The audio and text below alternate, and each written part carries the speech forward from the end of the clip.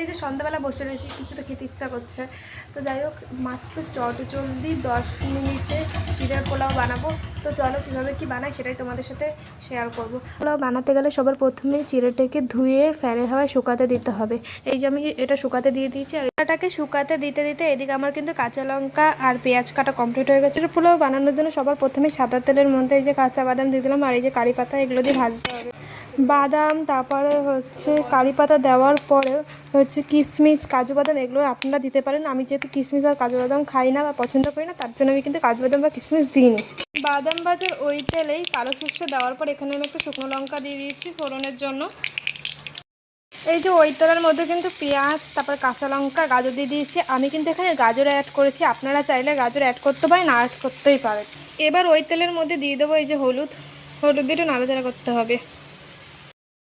এবার হলুদ দেওয়ার পরে এর উপর দিয়ে দিন পরিমাণ মতো লবণ, আর স্বাদ মতো দিয়ে দিন চিনি উপর থেকে। শুকনো চিড়া দেওয়ার পরে এর উপর দিয়ে দিন ওই বাদাম ভাজাগুলো, সেগুলো দিয়ে এবার নাড়াচাড়া করুন। এখানে সবশেষে আমি 1 চামচ ঘি দিয়ে দিয়েছি। তো চলো খেয়ে তোমাদের বলি চিড়ের পোলাও কেমন হয়েছে। দেখো, এদিকে রান্না করতে করতে গরমে ঘেমে গেছি, তো তোমাদের চিড়ের পোলাওটা খেয়ে বলি কেমন হয়েছে। দারুণ হয়েছে, আপনারাও চাইলে বাড়িতে ট্রাই করে দেখতে পারেন এইভাবে চিড়ের পোলাও মাত্র 10 মিনিটে। তো চলো তোমাদের সাথে দেখা হবে নেক্সট কোনো ব্লগে। তো